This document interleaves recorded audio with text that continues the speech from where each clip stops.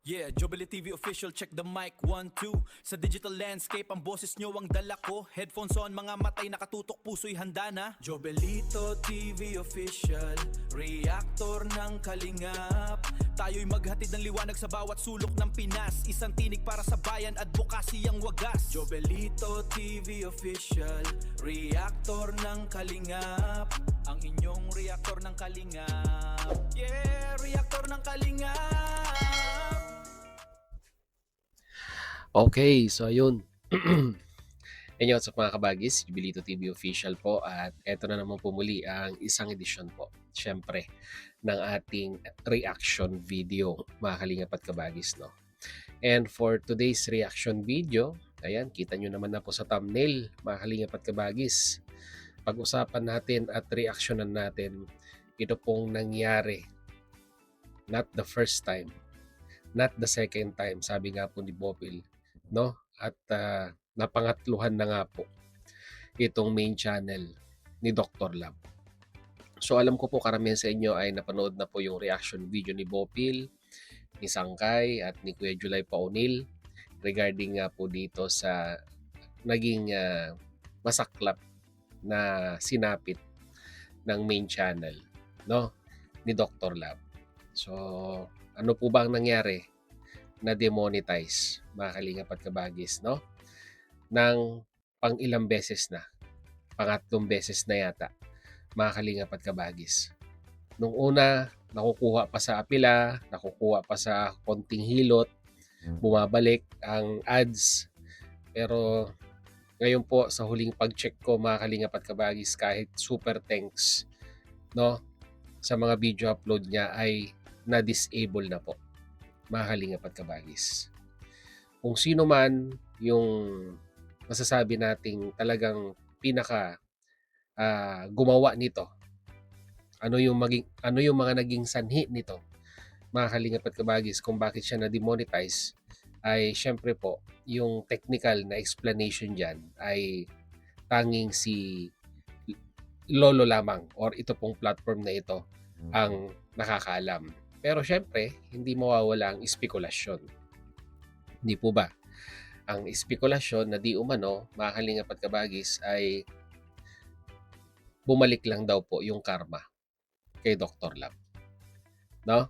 So, kung napanood ninyo si Bopil at si Sangkay, ay yun yung narrative, no, nung kanilang reaction video. Nang dahil nga daw po sa mga ginawa, no, ni Dr. Lab noon, hindi lamang sa mga ikangay kalingap partners na binanatan niya katulad ni Bopil at ni Sangkay, yung mga ibang commentators din sa live streaming niya ay nababanatan niya rin, allegedly, mga kalingap at kabagis, doon po sa kanyang main channel pag siya po ay nagla-live, mga kalingap at kabagis. At dito nga po ay sabi nga nila meron tayong katagang karma is real. O, di ba? Pamilyar po ba kayo doon, mga kalingap at kabagis, sa salitang karma is real? Ngayon, idadagdagan po natin yan. Karma is real, karma is digital. Yan. Digital na po ang karma ngayon, mga kalingap at kabagis, lalong-lalo na sa mga content creator na katulad po namin. O, di ba? Bakit ko po nasabi? Yung nangyari kay Dr. Lab, ang tawag po dyan is digital karma. Di ba? Digital karma po. Dahil na-demonetize ang kanyang channel. No? Ito na ba ang kabayaran, mga kalingap at kabagis, sa mga masasabi nating allegedly pambabalahura niya sa mga kasamahan niyang kalingap partners dati nung siya pa po ay nasa kalingap? Ito po ba'y ganti ng mga api? Ito ba'y ganti ng mga galit sa kanyang mga kalingap netizens sa kanyang pinaggagawa dati, no, sa community ng kalingap? Pwedeng oo, pwedeng hindi, no, mga kalingap at kabagis. Pero one thing for sure, mukhang mahihirapan na siya sa pagkakataong itong ma-retrieve niya pa or ma-activate niya pa pumuli yung monetization ng kanyang main channel. Biruin mo 'yun mga kalingap at kabagis 'no, pinaghirapan mo lang ilang taon, 'di ba?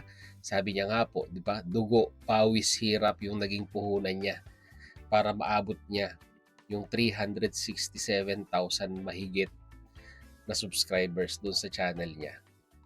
Tapos sa isang pitik lang, 'di ba, naglaho po ang lahat. Do'n po sa parte ng content creator na katulad ni Dr. Love ay masakit talaga 'yon.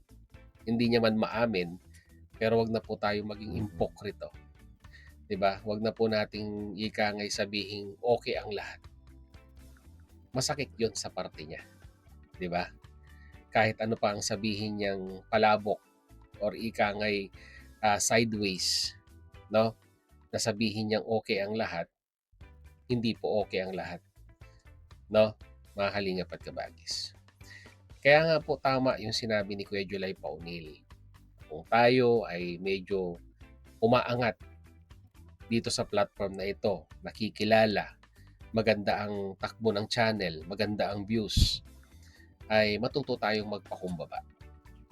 Dahil hindi mo alam na baka isa sa mga nanonood sa'yo dahil nga sa ika ngang discarding medyo naaalibadbaran, the way you talk, the way you approach your viewers, the way you entertain your viewers, the way you answer, no, your viewers, hindi po natin alam yung kanilang kapasidad din na pwede nilang gawin or ika nga'y pwede nilang isugat, no, sa channel mo.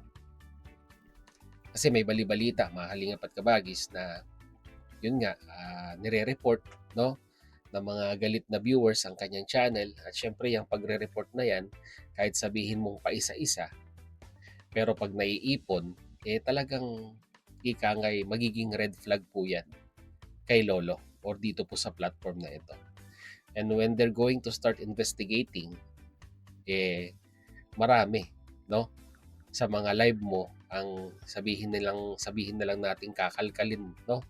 Kakalkalin nila, iimbestigahan nila at makikita nila kung ika nga ito pala yung dahilan kung bakit marami ang nagre-report sa channel mo.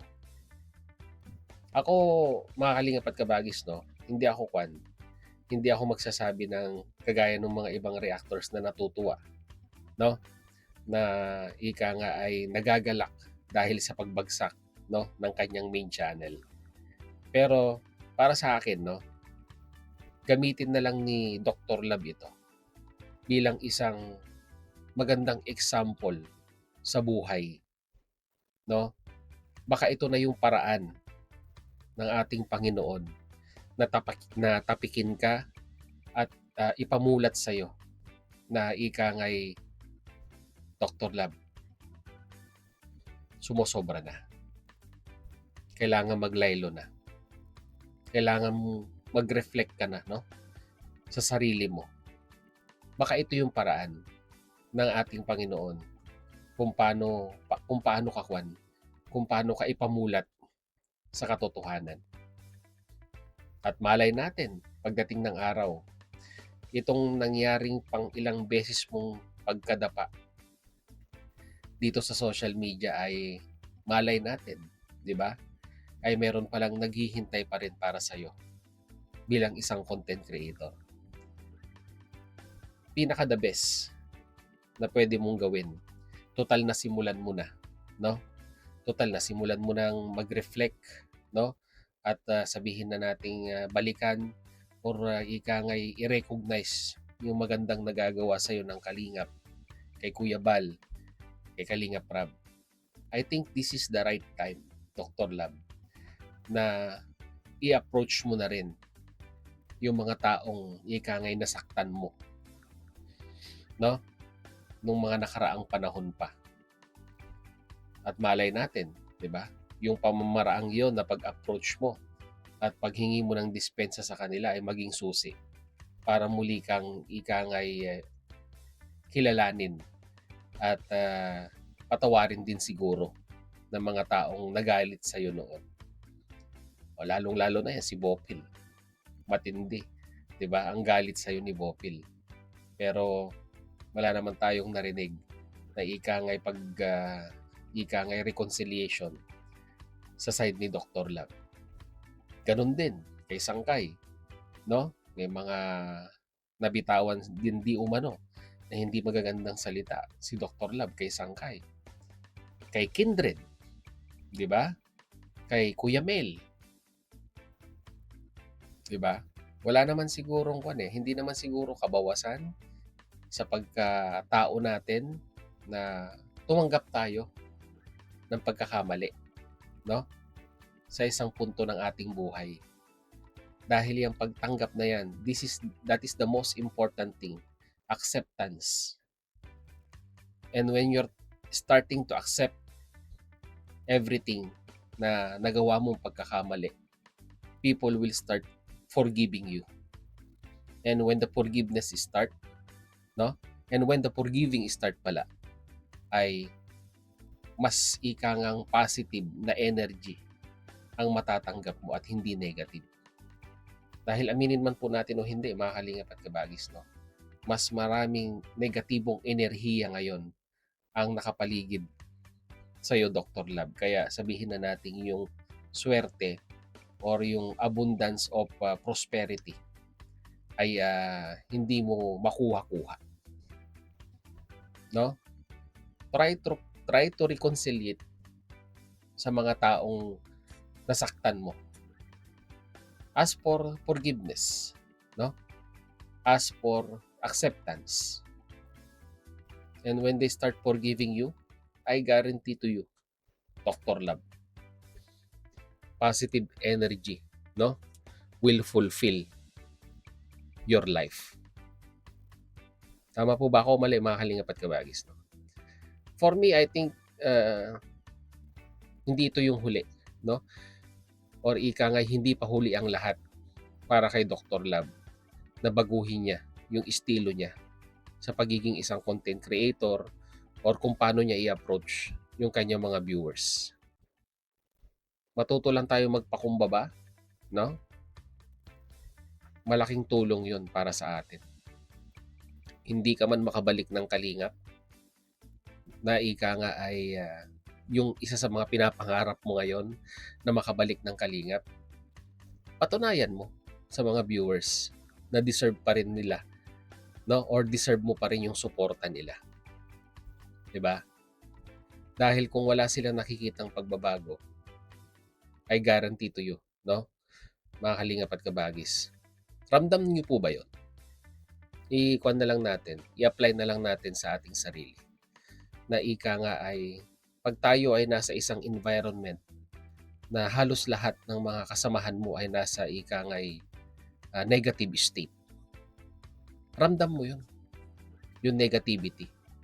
Pero pag positibo, no, ramdam mo rin na positive yung dating sa'yo. Yung energy ng positivity ay nararamdaman mo.